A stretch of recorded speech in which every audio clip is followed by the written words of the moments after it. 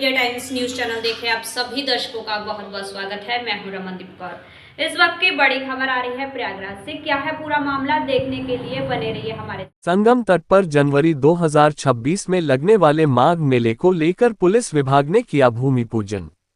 शिविर स्थापना और माघ मेले के निर्विघ्न संपन्न होने की कामना को लेकर किया गया भूमि पूजन। त्रिवेणी मार्च पर पुलिस लाइन की स्थापना के लिए पुलिस कमिश्नर जोगिंदर कुमार और अन्य अधिकारियों ने किया भूमि पूजन। भूमि पूजन के साथ ही पुलिस विभाग के ध्वज का भी पूजन किया गया। श्री मठ बाघरमरी गद्दी के पीठाधीश्वर महंत बलवीर गिरी ने भी किया पूजन। भूमि पूजन के साथ पुलिस महकमे की माघ मेले को लेकर तैयारियां आज से विधिवत शुरू हो जाएंगी। माघ मेले में 17 थाने 40 पुलिस चौकियां बनाई जाएंगी। 17 फायर स्टेशन भी बनाए जाएंगे। मेले की सुरक्षा में 5000 से ज्यादा पुलिस बल की तैनाती की जाएगी। यूपीएटीएस व अन्य सुरक्षा एजेंसियां और इंटेलिजेंस एजेंसियां भी तैनात रहेंगी। 15% पुलिस बल भी अब माघ मेला क्षेत्र में तैनात हो जाएंगे। 800 हेक्टेयर में 7 सेक्टर में बसाया जाएगा माघ मेला। इस बार माघ मेले में 6 के बजाय 7 पांटून ब्रिज बनाए जाएंगे। 3 जनवरी 2026 को पौष पूर्णिमा स्नान पर्व के साथ शुरू होगा माघ मेला। माघ मेला 2026 के प्रमुख स्नान पर्वों की तिथियां इस प्रकार हैं। पौष पूर्णिमा 3 जनवरी 2026, मकर संक्रांति 14 जनवरी 2026, मौनी अमावस्या 18 जनवरी 2026, वसंत पंचमी 23 जनवरी 2026, माघी पूर्णिमा 1 फरवरी 2026, महाशिवरात्रि 15 फरवरी 2026। भूमि पूजन कार्यक्रम में police commissioner Prayagraj Joginder Kumar, additional CP doctor Ajay Pal Sharma, N Kolachi, DCP city Ganganagar और यमुनानगर जोन भी मौजूद रहे। मेले से जुड़े अन्य अधिकारी गण भी मौजूद रहे। डीसीपी ट्रैफिक नीरज पांडेय को बनाया गया है पुलिस का नोडल अधिकारी माघ मेला। Report S M. आमिर, प्रयागराज। 9 अरब 38 crore 92,22,212 feet foot of the 10th of November 2025 भूमि पूजन माघ मेला। ब्रेकिंग। संगम तट पर जनवरी 2026 में लगने वाले माघ मेले को लेकर पुलिस विभाग ने किया भूमि पूजन। शिविर स्थापना और माघ मेले के निर्विघ्न संपन्न होने की कामना को लेकर किया गया भूमि पूजन। त्रिवेणी मार्च पर पुलिस लाइन की स्थापना के लिए पुलिस कमिश्नर जोगिंदर कुमार और अन्य अधिकारियों ने किया भूमि पूजन। भूमि पूजन के साथ ही पुलिस विभाग के ध्वज का भी पूजन किया गया। श्री मठ बाघरमरी गद्दी के पीठाधीश्वर महंत बलवीर गिरी ने भी किया पूजन। भूमि पूजन के साथ पुलिस महकमे की माघ मेले को लेकर तैयारियां आज से विधिवत शुरू हो जाएंगी। माघ मेले में 17 थाने 40 पुलिस चौकियां बनाई जाएंगी। 17 फायर स्टेशन भी बनाए जाएंगे। मेले की सुरक्षा में 5000 से ज्यादा पुलिस बल की तैनाती की जाएगी। यूपीएटीएस व अन्य सुरक्षा एजेंसियां और इंटेलिजेंस एजेंसियां भी तैनात रहेंगी। 15% पुलिस बल भी अब माघ मेला क्षेत्र में तैनात हो जाएंगे। 800 हेक्टेयर में 7 सेक्टर में बसाया जाएगा माघ मेला। इस बार माघ मेले में 6 के बजाय 7 पांटून ब्रिज बनाए जाएंगे। 3 जनवरी 2026 को पौष पूर्णिमा स्नान पर्व के साथ शुरू होगा माघ मेला। माघ मेला 2026 के प्रमुख स्नान पर्वों की तिथियां इस प्रकार हैं।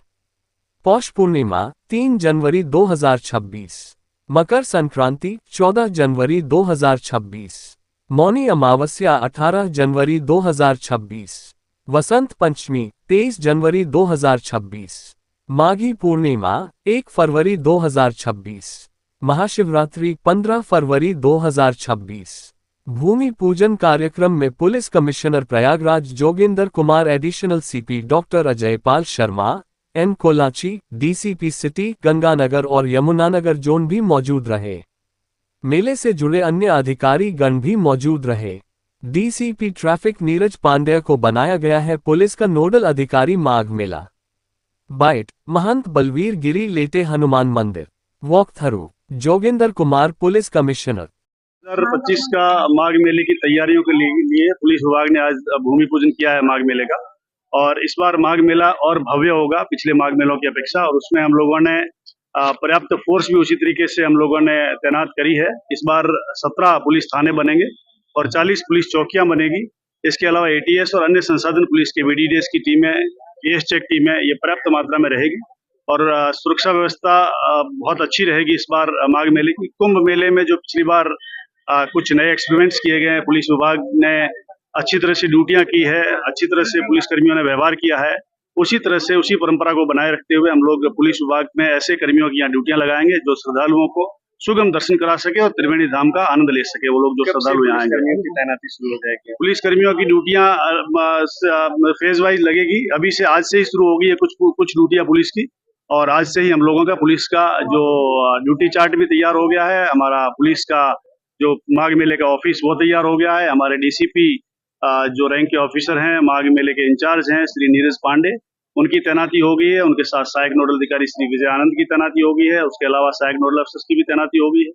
कुछ फोर्स जो अनुभवी रही है, पहले माघ मेला कराए हैं और जिन्होंने कुंभ मेला कराए हैं, उन लोगों को भी हमने डिमांड करी है, वो लोग भी जल्दी ही यहाँ पर आ जाएंगे।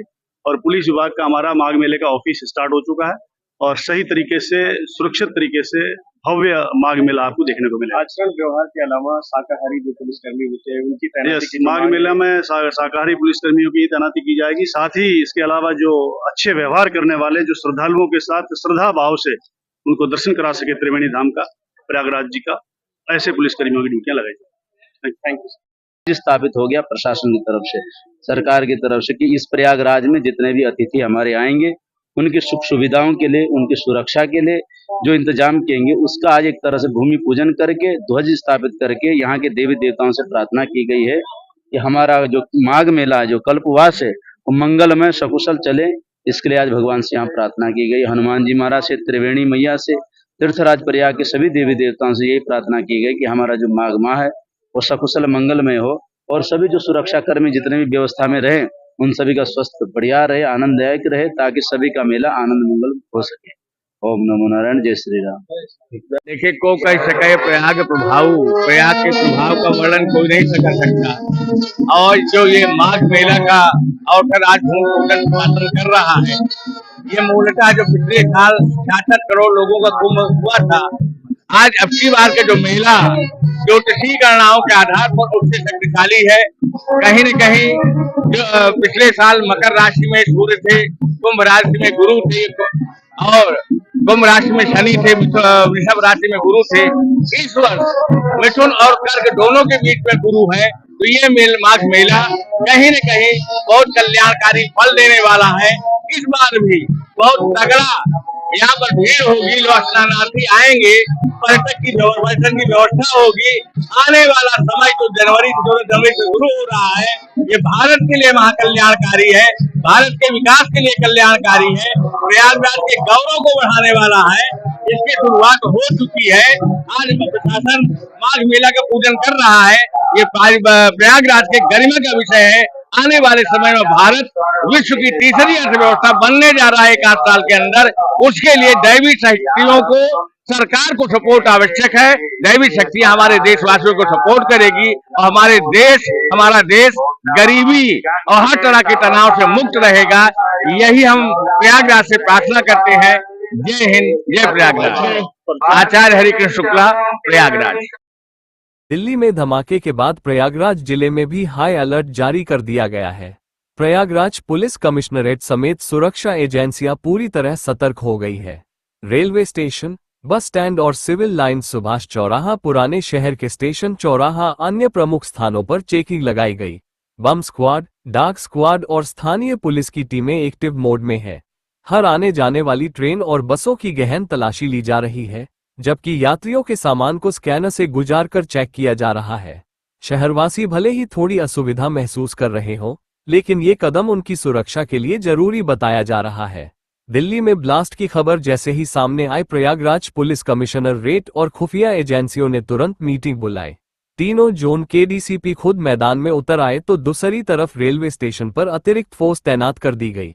प्लेटफॉर्म नंबर 1 से लेकर सभी प्लेटफॉर्म के हर कोने पर पुलिसकर्मी नजर रख रहे हैं।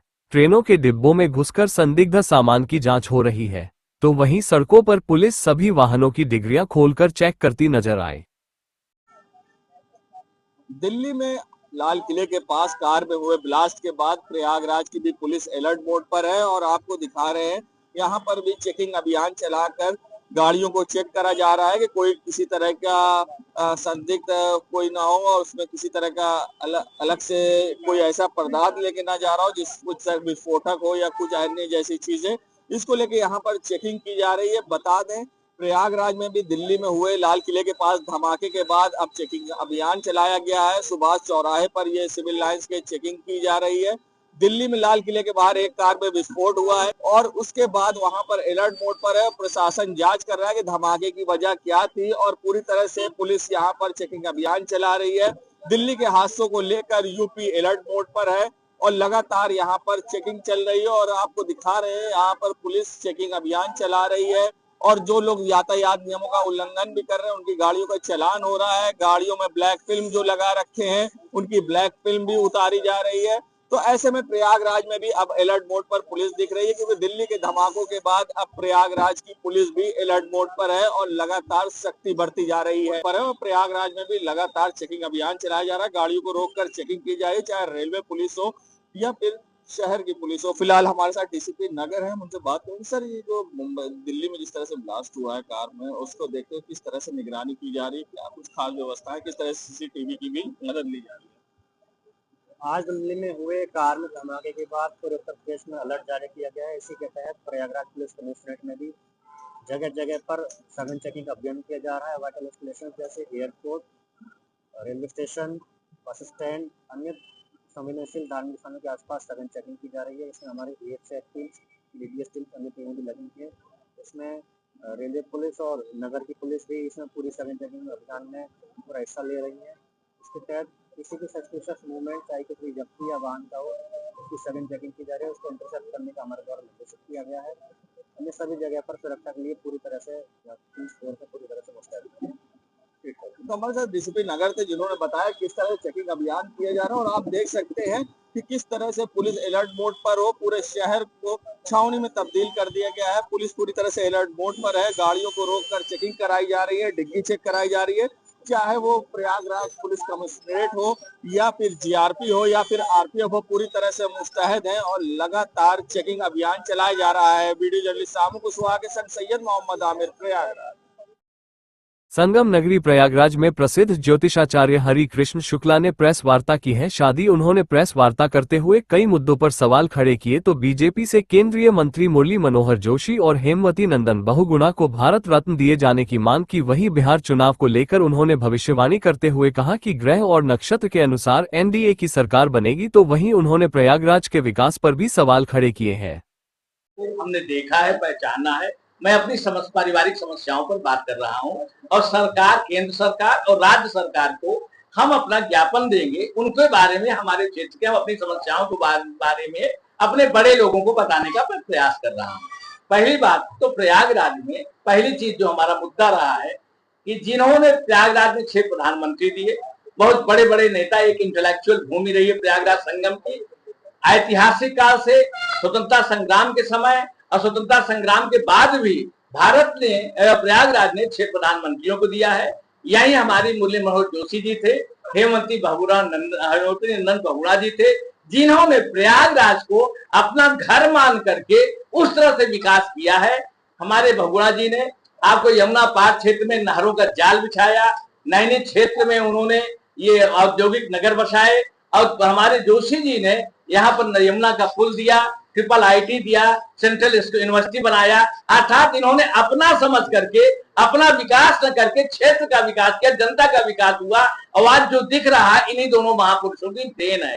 पहला तो मुद्दा ये है कि ऐसे हमारे गौरवशाली पुरुषों को भारत में सम्मान मिलना चाहिए, उनके काम को चिन्हित किया जाना चाहिए, रिकॉग्नाइज किया जाना चाहिए, जिससे भारत का साथ ही साथ प्रयागराज का गौरव बढ़े। इन दोनों महापुरुषों को हम भारत सरकार से मांग करते हैं कि इनको भारत रत्न दिया जाना चाहिए।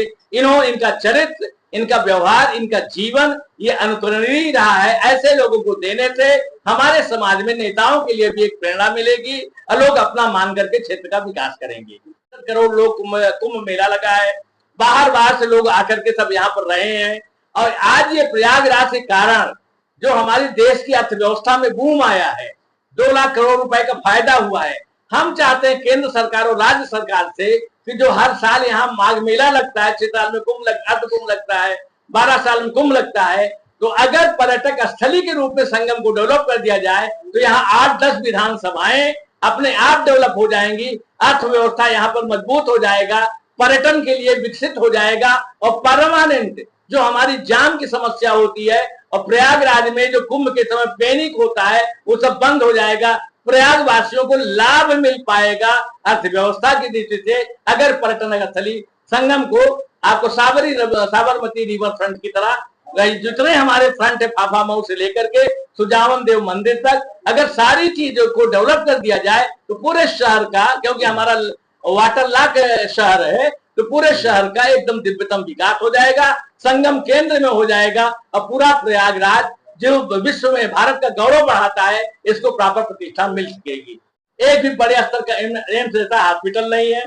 यहाँ cancer treatment, kidney treatment, heart transplant या किडनी ट्रांसप्लांट, आपको जो ब्रेन हेमरेज की बीमारियां होती है, हार्ट की कोई बीमारियां होती है, जब सरकार की योजनाएं जो हमारा अभी जो इंश्योरेंस आया है मेडिकल इंश्योरेंस, सरकार की बहुत तगड़ी योजना है आयुष्मान योजना, लेकिन जब हमारे पास मेडिकल ट्रीटमेंट की जगह ही नहीं है, एम्स जैसे विद्यालय, एम्स जैसे संस्थान ही नहीं है, मेरी मांग है कि स्वरूप रानी को एम्स जैसा बनाया जाए जिससे यहाँ के लोग जो त्रस्त होते हैं बाहर जगहों पर दिल्ली और बॉम्बे जाके उपचार कराते हैं, मरीज बच नहीं पाता ले जाने के समय, उसको कम से कम उचित इलाज मिल सके, ये हमारी मांग है। और कुंभ के समय 66 करोड़ लोग आते हैं, अगर एक ऐसा एक इंस्टीट्यूट बन जाएगा तो सबको उचित स्तर पर स्वास्थ्य का लाभ मिल सकेगा। यही मेरी मांग है सरकार से, केंद्र सरकार से, राज्य से।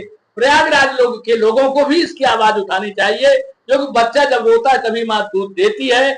हमारा ये प्रयागराज की डिमांड है। प्रयागराज एक अविकसित है, जिस तरह से भारत चौथी अर्थव्यवस्था बन चुका है हमारे मोदी जी के काल में, उसी तरह से प्रयागराज को भी उसी स्तर पर चौथे नंबर पर आना चाहिए। प्रयागराज एक डेवलपमेंट की मांग कर रहा है, ये कोई राजनीतिक प्रेस कॉन्फ्रेंस नहीं है, ये प्रयागराज की अंतरात्मा की डिमांड है। विकास चाहता है प्रयागराज को जरूरत है और प्रयागराज को ये मिलना चाहिए। सरकार से मेरी अपील है। निम्न वर्ग के लिए जैसे हमारे 80 करोड़ लोगों को खाना मिलता है, सरकार बहुत अच्छा काम करती है, सिलेंडर मिल रहा है, हाउसिंग सेक्टर में मिल रहा है, उनको मकान मिल रहे हैं। इसी तरह से एक राइट टू एजुकेशन के तहत कमजोर वर्गों को भी, जो SC ST है, जो कमजोर वर्ग हैं, इनके बच्चों को एक सरकारी शिक्षा टाइप दी जाए, सैनिक स्कूल, नवोदय विद्यालय, किसी भी तरह के हर क्षेत्र में इनको बच्चों को जब तक पढ़ाया नहीं गया जाता तो आरक्षण का कोई औचित्य ही नहीं है। और दूसरा, हमारा जो मध्यम वर्गीय तबका है, इनका 25% पैसा जो एक शिक्षा माफिया है, मूलतः 25% इनका पैसा चला जाता है उनके पास, और वो लोग टैक्स से छूट भी लेते हैं सरकार से, और उस पैसे को कमा करके मध्यम वर्ग हमारा कमजोर हो रहा है। ये लोग होटल बनाते हैं, तमाम बिजनेस करते हैं और इसके साथ साथ विदेशों में भी पैसा ले जाते हैं। ये एक समाज से पैसा समाज को गरीब करके ये पैसा कमाते हैं। इसके लिए भी भारत में एक रेगुलेटरी अथॉरिटी हो जिससे मध्यम वर्ग के शोषण को बचाया जा सके, और इनको जो इनकम टैक्स में छूट मिल रही है, इस छूट को भी जिनको जरूरत है उनको केवल छूट दी जाए, अन्यथा इन लोगों को ये डायरेक्ट किया जाए कि ग्रामीण क्षेत्रों, सारी क्षेत्रों में ये लोग स्कूल खोलते हैं, सारा लाभ ले जाते हैं ये लोग, क्योंकि शिक्षा नो प्रॉफिट नो लॉस का व्यवसाय है। इसका ग्रामीण अंचलों में इनको रेगुलेट किया जाए जिससे हमारे देश में शिक्षा का स्तर बढ़ सके। इनकम टैक्स ऐसी अथॉरिटी होनी चाहिए जो इनका ऑडिट करे, इनके पैसों का ध्यान दे, ये लोग इसमें भ्रष्टाचार न करने पाए। इसके लिए भी सरकार को बहुत आवश्यकता है ध्यान देने की, एक रेगुलेटरी अथॉरिटी बनाने की। सारा मध्यम वर्ग त्रस्त है, कमजोर हो रहा है, ये लोग उनका पैसा लूट करके अपने अपने बच्चों को सेट कर रहे हैं। यह न्याय है, ये न्यायपूर्ण नहीं हो सकता। जिलाधिकारी मनीष कुमार वर्मा ने आज संगम सभागार में आयोजित जनता दर्शन कार्यक्रम में आम नागरिकों से सीधे संवाद किया। उन्होंने प्रत्येक टेबल पर जाकर लोगों की समस्याएं एक एक कर सुनी और संबंधित विभागों के अधिकारियों को शिकायतों का शीघ्र एवं संतोषजनक निस्तारण करने के निर्देश दिए। जिलाधिकारी ने स्पष्ट किया कि जनता की समस्याओं के समाधान में किसी प्रकार की लापरवाही बर्दाश्त नहीं की जाएगी। उन्होंने कहा कि अधिकारी नियमित रूप से जन शिकायतों की समीक्षा करें ताकि समस्याओं का जल्द से जल्द समाधान सुनिश्चित किया जा सके। कार्यक्रम के दौरान विभिन्न विभागों से संबंधित अनेक शिकायतें प्राप्त हुई, जिनमें भूमि, राजस्व, विद्युत, पेयजल, सामाजिक सुरक्षा योजनाएं और नगर निगम से जुड़ी समस्याएं प्रमुख रहीं। जिलाधिकारी ने अधिकारियों को निर्देशित किया कि प्राप्त शिकायतों पर कार्यवाही की प्रगति रिपोर्ट समयबद्ध रूप से प्रस्तुत करें। प्रयागराज में होगा साहित्यिक पार्क का निर्माण। प्रयागराज शहर के मेयर गणेश केसरवानी ने भूमि पूजन कर पार्क का किया शिलान्यास। इस अवसर पर क्षेत्र के कई गणमान्य लोग मौजूद रहे और उन्होंने महापौर गणेश केसरवानी एवं उनकी टीम का धन्यवाद भी किया। इस दौरान मीडिया से बातचीत करते हुए महापौर गणेश केसरवानी ने बताया कि साहित्यिक पार्क के निर्माण के लिए सरकार से धनराशि आमंत्रित की हुई है, जो 96 करोड़ रुपए कुल लागत से बनेगा।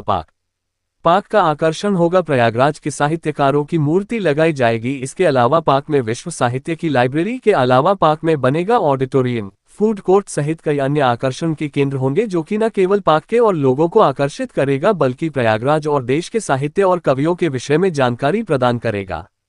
इस पार्क में बने ऑडिटोरियम में होंगे साहित्य सम्मेलन और अन्य सांस्कृतिक कार्यक्रम, जिससे न केवल साहित्य बल्कि सांस्कृतिक धरोहर से भी ये पार्क लोगों को जोड़ेगा। इस पार्क में प्रयागराज के प्रसिद्ध साहित्यकार और कवियों के लगेंगे मूर्तियां और उनके अवतरण और मृत्यु दिवस में रंगारंग कार्यक्रम का आयोजन किया जाएगा, ताकि समय समय पर साहित्य और साहित्यकारों के विषय में लोगों को जानकारी प्रदान की जा सके। पार्क में बने लाइब्रेरी में प्रयागराज एवं देश के प्रसिद्ध साहित्यकारों के पुस्तक रखे जाएंगे, जिससे इस पार्क में आने वाले लोगों को पार्क के अंदर नए और पुराने सभी प्रकार के साहित्य और कविताओं की किताबों को पढ़ने का मौका मिलेगा। मेयर साहब, आज एक साहित्य पार्क का आपने यहाँ पे भूमि पूजन किया है। इस पार्क का मूल उद्देश्य क्या है? इसमें किस तरीके का आधारशिला होगी और इसमें क्या क्या बनेगा? देखिए, प्रयागराज तीर्थराज है, धर्म और अध्यात्म का क्षेत्र है, शिक्षा का क्षेत्र है। इसी के साथ साथ ये साहित्य का भी तीर्थ है। देश के साहित्य के विकास में प्रयागराज के मूर्धन्य साहित्यकारों की बड़ी भूमिका है। निराला जी, पंत जी, महादेवी वर्मा जी, हरिवंश राय बच्चन जी और जगदीश गुप्त जी, राम कुमार वर्मा जी, ऐसे अनेक मूर्धन्य साहित्यकारों ने भारत के साहित्य को गढ़ने का काम किया है। उन ऐसे सभी मूर्धन्य साहित्यकारों की स्मृति में नगर निगम प्रयागराज के द्वारा इस साहित्य तीर्थ का आज से निर्माण प्रारंभ होगा। इसमें सभी मूर्धन्य साहित्यकारों की प्रतिमाएं, रचनाएं, कन्वेंशन सेंटर, ओपन थिएटर, उनकी जीवनी, उनका कृतित्व और समय समय पर साहित्य के विकास की चर्चा इस साहित्य तीर्थ के माध्यम से होगी और निश्चित रूप से पूरे विश्व को यह साहित्य तीर्थ अपनी ओर आकर्षित करेगा। ऐसी सारी आधुनिक सुविधाएं इस साहित्य तीर्थ में हम लोग बनाने जा रहे हैं और मूल उद्देश्य ये है कि जो नए रचनाकार हैं, साहित्यकार हैं, उनको एक ऐसा प्लेटफार्म मिले जहां पर साहित्य की वो साधना कर सकें। तो ये साधना की भी स्थली है अरैल, तो यहीं पर साहित्य तीर्थ बना करके तमाम ऐसे नवागंतुक जो साहित्यकार हैं उनको एक प्रेरणा का स्थल प्राप्त होगा। प्रयागराज के जो हमारे साहित्य प्रेमी हैं उनको भी एक अवसर उपलब्ध होगा। दुनिया भर के साहित्य के विकास की चर्चा इस साहित्य तीर्थ में होगी। उसी निमित्त इस साहित्य तीर्थ की स्थापना की जा रही है। इसमें कितनी लागत होगी? देखिए, अभी 12 करोड़ रुपए की लागत से बन रहा है। इसमें महर्षि वाल्मीकि जी की प्रतिमा आप देख रहे हैं लग चुकी है, बाकी का काम आज से प्रारंभ हो रहा है। इसमें जितने मूर्धन्य साहित्यकार उनकी प्रतिमाएं लगेंगी, एक मुख्य द्वार रहेगा, फिर पुस्तक की आकृति का एक स्टेचू रहेगी और उसमें कन्वेंशन सेंटर भी रहेगा, ओपन थिएटर भी रहेगा, ताकि अनेक साहित्यिक संवाद उस ओपन थिएटर और कन्वेंशन सेंटर पे हो सके, इस प्रकार की व्यवस्था की गई है। धन्यवाद। संगम नगरी प्रयागराज कटरा के लक्ष्मी चौराहे पर आनंद अग्रवाल पूर्व सभासद एवं वर्तमान सभासद सोनिका अग्रवाल द्वारा लगातार सामाजिक सेवा की जा रही है। आज उसी कड़ी में शार्प साइट आई केयर सेंटर द्वारा एक कैंप लगाया गया, जहां काफी संख्या में क्षेत्र के लोगों ने पहुंचकर अपने आंखों की जांच करवाई और उसका लाभ उठाया और मंगलवार को इसी जगह पर स्किन के डॉक्टर द्वारा सुविधा प्रदान की जाएगी। लगातार आपके द्वारा सामाजिक सेवाएं कटरा क्षेत्र में की जा रही हैं। अभी आपने जीवन प्रमाण पत्र, उससे पहले उपचार, अब ये मोतियाबिंद साहब साइड द्वारा आंखों की जांच, लगातार आप समाज सेवा कर रहे हैं। तो आज क्या कार्यक्रम है? आज हिंदुस्तान के बहुत बड़ी संस्था है शार्प साइट, उसकी ओर से, उसके सहयोग से ये मेरे जन समस्या निवारण केंद्र कार्यालय में आई कैंप लगाया गया है, जिसमें दवा का निःशुल्क वितरण है और साथ में शुगर और बीपी की जांच भी की जा रही है और बड़ी संख्या में उत्साह के साथ लोग अपनी जांच करा रहे हैं। और मंगलवार को 11 नवंबर को इसी स्थान पर स्किन के डॉक्टर सुमित यादव जी बैठेंगे और आप लोग उसका भी लाभ उठाना न भूलें और आपका सहयोग इसी प्रकार निरंतर बना रहेगा तो हमेशा इसी प्रकार के आयोजन होते रहेंगे। आनंद अग्रवाल, वरिष्ठ पार्षद। देश दुनिया की खबरों के लिए world media times news channel को सब्सक्राइब करें।